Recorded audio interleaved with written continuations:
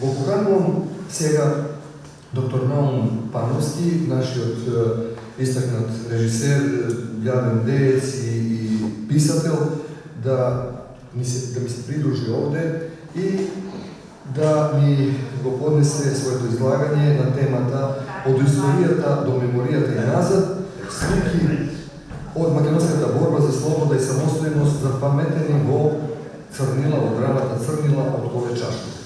Благодарам. Забораваме епитет. Тој бунтовник без причини. Добро, хајде. Или со причини, понекогаш. Има и еден убав, како се вика, една убава реакција на Санчо Панса, која вели, не се помини уже у куќи објешено. Значи, не се враќаме на стари теми, одиме на нови теми. Слушај, тој што не си го знае минатото, нема да си го прости, нема да си го најде патот за иднината. Ето, тоа го знаеш. Ајде, Затоа што важно е да сме на ист брод. Колку минути има албум Емола?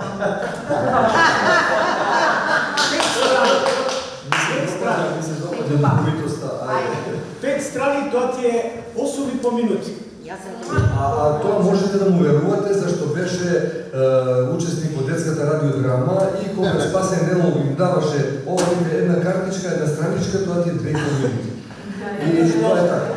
Ако имаше вест, тогаш 7 реда, а ако имаше една страничка, тоа е една минутка. Значи точно се знае. Ајде, само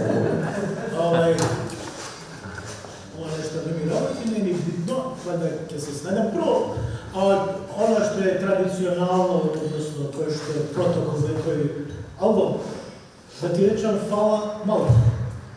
А повеќе од фала. Смене, повеќе од фала. Зато ти речам, малку е фала. Повеќе од фала. Драго ми е што сум овде со вас, со сите вас со кои што за многу работи се согласувам, а за многу работи не се согласувам. И мислам дека е тоа богатството на ова што сме тука заедно, каде што ги разменуваме нашите идеи, мисли и нашите погледи на една соодветна тема, на една соодветна држава, а и на еден светоглед кој што не обединува понекогаш и не разединува.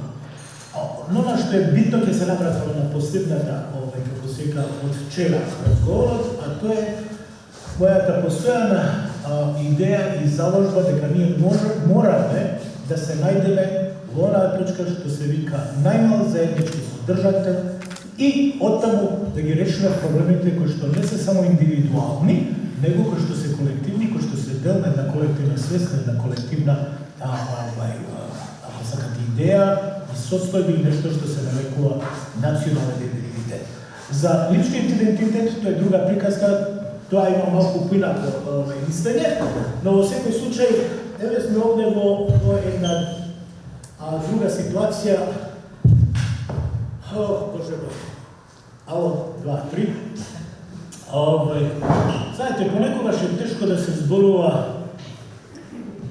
за некои теми кои што се чини дека се жвакани и на кои што многумина полагаат нели авторитет и авторско право, без право. И особено ако чувствувате дека околу вас има и по некој скелетон или некој сениште и каде што ви се чини дека има многу мајстори на светло, а може би мајстори на мрак. Седно. Во тој контекст, ова навраќање на Црнила, на Кове Чашко е само еден обид, едно поинако гледање, може би, на еден проблем кој што постои, кој што е на еден начин или на едно ниво, едно митско место во македонската култура и во македонската историја и уметност. Ако некој нели се заврти наназад во историјата со гнев и со бес, како што јас многу често го правам, затоа што сум навистина и гневен и разочаран од многу работи што историјата ги прави. И ако погледне историјата на Европа во 20-тиот, почетокот на 21-виот век, сосема слободно може да каже дека тоа е период на постојано влијање кој може да се запамети најмалку по две работи. Први, по двете разорни светски војни што се воделе на нејзината територија, се мисли на територијата на Европа, нели? А еве сега се водат и други две разорни војни на исток од нас, со катастрофални хуманитарни последици И второ, како резултат на тие војни по континуираното прецртување на границите на државите и народите на европската компромитирана мапа.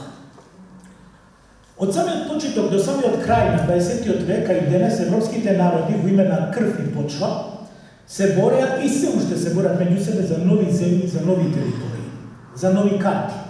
Во тие војни за доминација на едните на другите, најмногу над своите соседи секако исчезнаа многу народи, старите империи беа заменети со нови, а по крвавиот расплет на некогашна Југославија се појавија нови граници со високи зидови и огради од бутликава жица на кревката европска мапа, која постојано се менува и има тенденција да се менува и понатаму. Во тој безсмислен процес Македонија постојано негирана, доведувана во прашање се уште целосно непризнаена земја на балканските раскрсници, во својата вековна борба за слобода, независност, а со тој во постојана борба за собствено место под сонцето на европската мапа, има свој потресен дел во европската континуирано ревидирана историја и несигурна и нестабилна колективна меморија.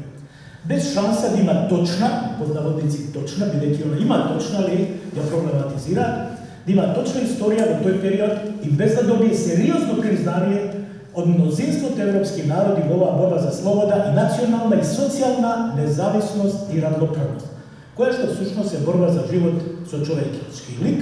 Со текот на годините таа борба се дел од добро негувана колективна меморија која своето поле на действување го придвижува во рамките на уметноста, особено во рамките на македонската драма, литература и филм. Секако во тој контекст доаѓаат и во областа на музиката или ковид уметности и така натаму. Во тој за многу македонски исклучително волен контекст, еден од најтрагичните настани во македонската борба за национално и социјално слободување во периодот меѓу двете светски војни е секако атентатот врз нејзиниот најистакнат политички водач, идеолог и интелектуалец Ѓорче Петров, извршен 1921 година во Софија, а другиот е секако убиството на Димо Хаджидимов 24 година, кои се метафоризираат, односно стануваат метафори на македонскиот синдром на самоуништување. Атентатот на Ѓорче Петров историски истражен, преиспитан и потоа повторно врамен како знаменита фреска во драмата Црнила, односно запомнета фреска во драмата Црнила на Коле Чашуле, е без сомневање парадигматичен случај во историјата за паметена, рециклирана и фиксирана за навек во уметност. Врз основа на колективната меморија, индивидуалната уметничка имагинација и ангажираната национална свест, драмата подоцна и филмот Деновите на искушение, работен по неа, е создадена како типична модерна трагедија. Коле Чашуле во својата драма го користи историскиот наслон како централна тема за представата и слика еден огромен општествен, политички, историски пейзаж во кој покажува како овој флагрантен терористички чин се поврзува и влијае на нашиот современ свет. Дополнително, тоа отворено прашува зошто ова самоуништувачко проклетство континуирано се повторува на македонската и се повторува во македонската историја на 20 век и трае се до денес. И повеќе од тоа, во светлината на најновите настани на Балканот, особено по-насилното распаѓање на Југославија, војната и разорното уништување на се што е хумано во Босна, по обидот на атентатот врз македонскиот председател Киро Глигоров 1995 година и посебно бруталното санстефанско нацистичко тероризирање на Македонија денес, на што со гнев сведочиме, се покажува и се потврдува дека горчливото и каустичното македонско минато презентирано од сликано во Црнила е и денес присутно на најстрашен начин кој жасува и доведува до гаден и мачен.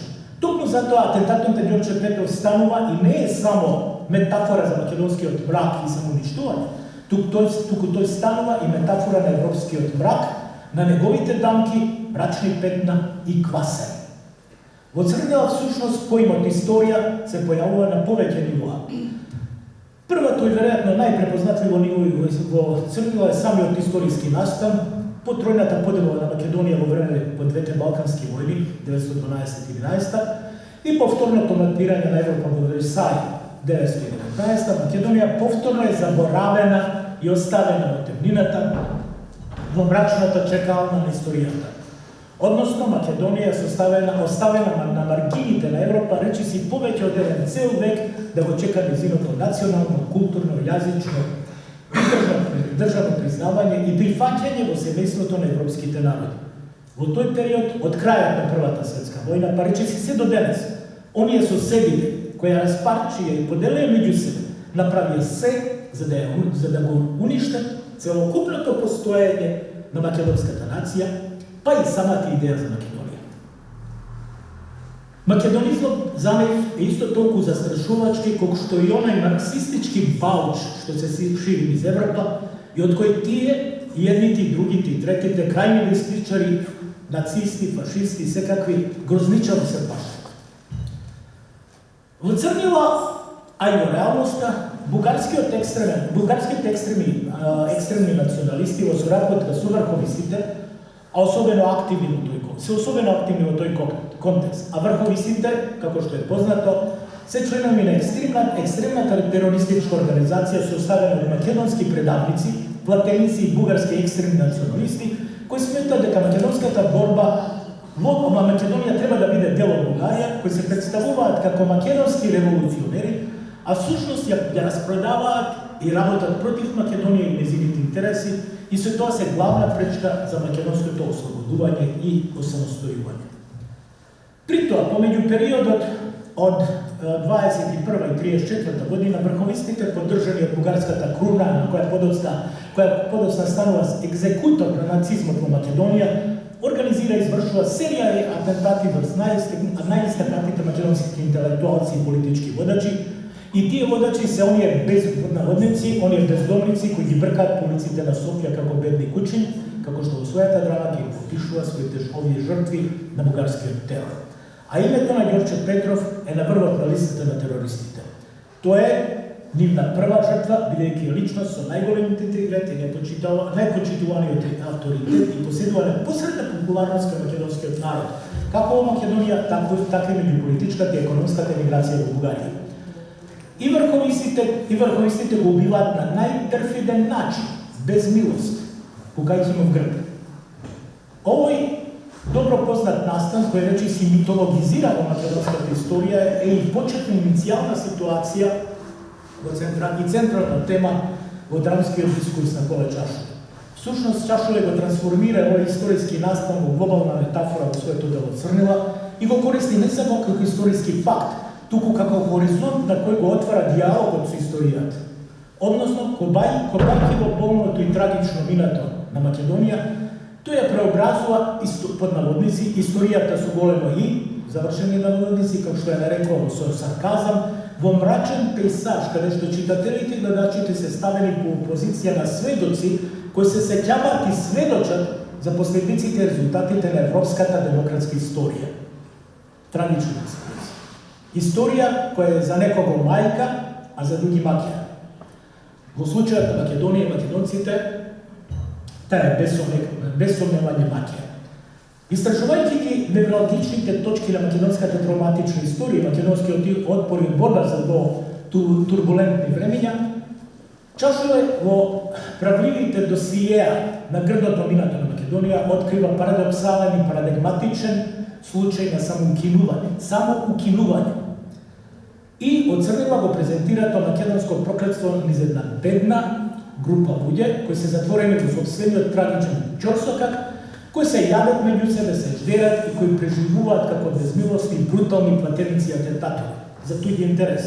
Во тој трагичен и затворен круг во хоризонтот на европската историја, тие пишуваат македонската верзија на лудилото на политичкиот тероризам. Црнила е драма за абсурдноста на тероризмот, пишува доктор Гана Тидоровски. Во своите белешки за лъчливата драма на Чашуле продолжува. Исто така се чини дека политичката криза во многу делови на светот денеска повторно го актуализира овој проблем и ја претвара во идејата на драмата во релевантна порака. Тоест, никој не сме да го злоупотребува или да го троши оружјето и енергијата што е. Благодарам. Видиш како мислиш ти на мен? Без разлика што ја како брзо читам, нели? Добре. 15 minuti pomina. Skratno mogu. Odmah će skratno. Nema problem, ću ga pročitati doma. Ovo vam budete. Nema, ne, ja sam trener. Ne brzo, kolega. Ne brzo, ušte nije to vruće. Če ga pročitati doma i onaka ja bacim da bi odbog. Ne, sve živo. Isto така се чини дека политичката криза во многу делови од светот денес повторно го актуализира овој проблем и ја претвара идејата на драмата во релевантна порака. Тоест, никој не сме да го злоупотребува или да го троши оружјето и енергијата што лојално му служеле на идеалот на слободата, никој не треба да уништува и троши заводно било каква револуционерна енергија на одредена несреќна нација вовлечена во бракот, во црнилата на собственото постоење. Никој не треба да попушти пред било каков налудничав опит на ирационалното и крваво братоубиство. Не треба да се дозволи никој да биде фрлен на дното на животот за време од клучно историчко значење за луѓето. Затоа драмата Црнила е универзална во нејзиниот историски контекст. За чашове театарот на тероризмот во неговата Црнила е пустелија, врамена во 4 бледи зидови и се е таму за да се создаде средина во која личниот крик на авторот за македонскиот брак станува дел од колективната меморија. Во тие 4 бледи зида, времето, но историјата се мери со помнење и растоварување на револверите на терористите. Со тишината и буката што ја прават куршумите, кога влегуваат и кога излегуваат од цевката на револверот. Размислувајќи за собственото дело Чашуле вели: во атентатот на Ѓорче Петров видов рака против мојот собствен идеал. Неговото убиство, извршено од македонска рака во служба на антимакедонските сили, за мене се на синоним на македонскиот мрак во општо. Нема душевен мир додека овој историски настан да беше уметнички реконструиран во Црнила. Веројатно, токму затоа, како мото на Црнила, се и познатите стихови на Анте Поповски. Не ме уплашија векови со нож од туѓа рака. Ме плаши час од рака своја плеќа. Иако Чашуле во својата драма раскажува приказна за историјата, за абсурдноста на тероризмот, за свирепото убиство на еден грандиозен политички водач, тој, Ѓорче Петров, всушност не е главниот лик на драмата, што се одвива во таа пустелија. Ѓорче Петров се појавува како запаметен, раскажан и прераскажан лик. За него се зборува, за него се сеќава, како и се евоцират спомени, се доведуваат слики како за некоја легенда, како и за секоја легенда. Чашуле во своето дело попрво ги представува неговите джелати, екзекуторите, групата терористи, тоа се оние бедни, згубени карактери кои го планираат и го извршуваат атентатот. Истовремено, преку нив и гнасното дело што го извршуваат, Чашуле всушност ја открива и кревкостта на историјата и историската вистина. Овие луѓе според Чашуле се персонификација на една иста судбина. Судбина на оние кои преминале границата и влегле во царството на злото, оние кои станале парадигма на индивидуално пропаѓање и губење во историјата. Црнила е всушност игра за падот на човекот во царството на деструктивните сили кои уништуваат и деконструираат се што е хумано во нашето постоење. Тоа е драма за неодговорно попуштање на човек кон најмрачните инстинкти, за неговата неспособност да ги запре неговите потиснати агресивни нагони во мрачни времења. Луков, Веслиев, Иван, Методија, младиот идеалист Орце, не се ништо друго, туку дислоцирани поединци, луѓе со изгубени души. Повторно Торовски. Како што и сугерира објаснувањето погоре, историјата,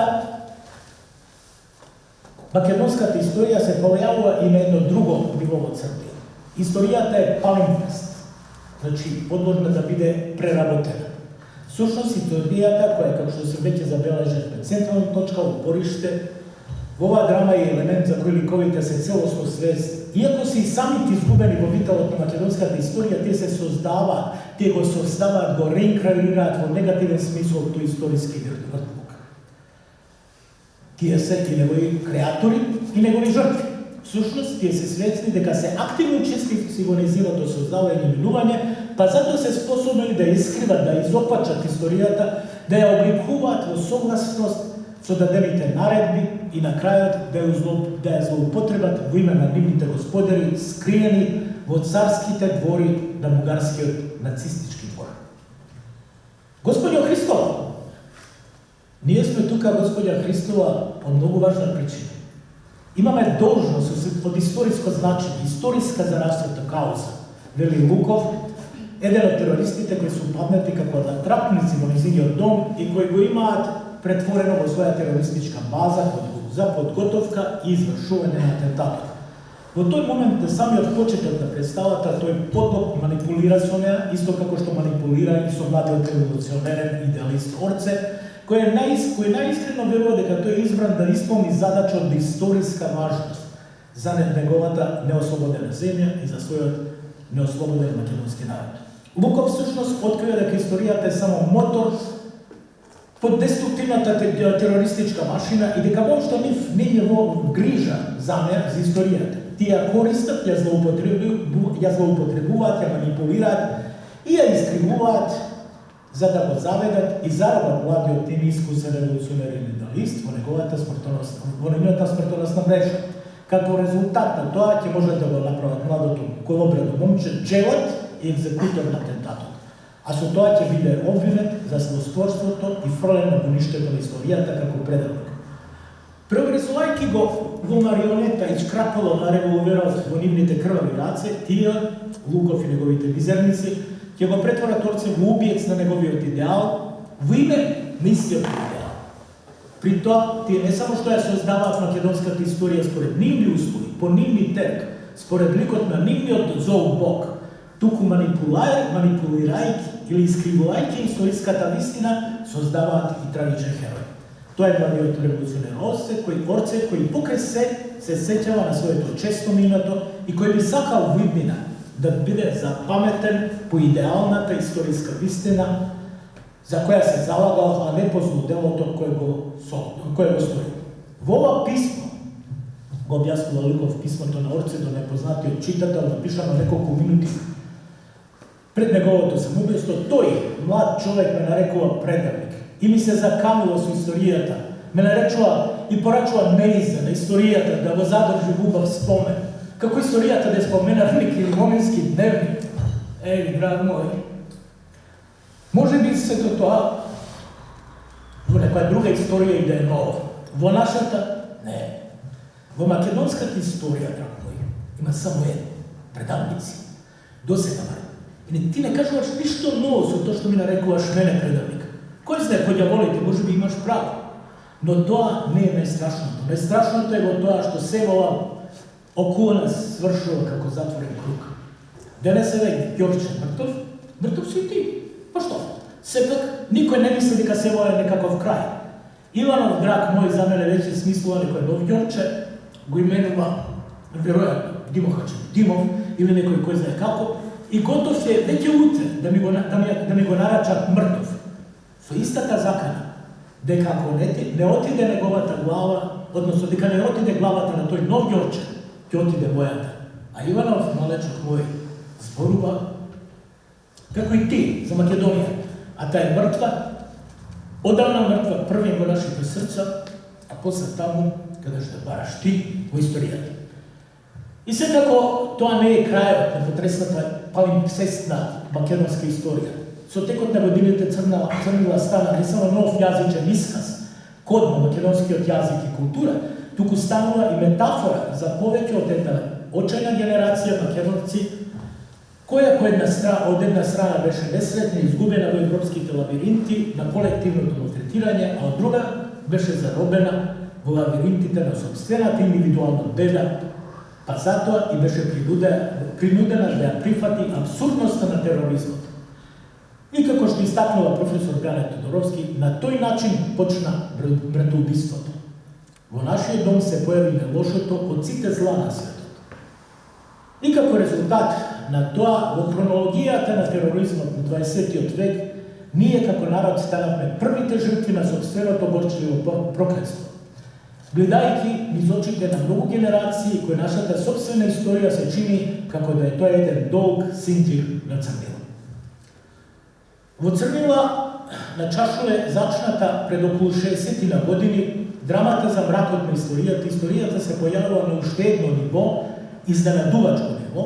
Всушност, слободно може да се каже дека црнила може да се види и исчита и како уметнички креативен модел на кој предвидува, антиципира, кој проектира слични застрашувачки настани во актуелната европска историја.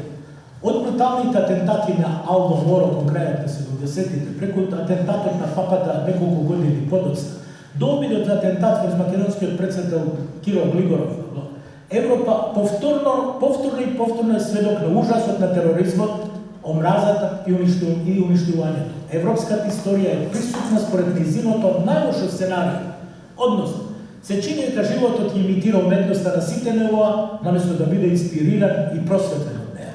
Во тој ужас, во првите 2 децении од новиот милениум, во време на обидената Европа, или можеби разединета Европа која се повеќе и повеќе се дроби, на почетокот на овој век, веќе бурен век, повторно сме вратени во времето на црнила. Наместо да учиме од минатото, за да ги отвориме вратите и да ги тресираме патиштата кон еднината, исполнета со надеж, сведоци сме како ослободителите националистички духови од минатото се претвараат во генератори на сегашна омраза, поделби и повторно прекројување и ново мапирање на Европа. Историјата се рециклира и се ревидира. Фашизмот повторно маршира, распоја се низ Европа и во нашите дворови. Во Европа историјата не се повторува како фарса, како што вели Маркс, туку како насилен чин во уништување на се хумано. Не, историјата non est magistra vitae во Европа. Меморијата не постои.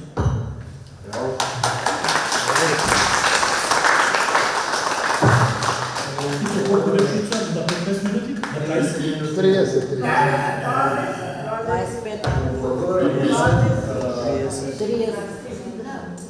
Благодарам за ова прекрасно излагање.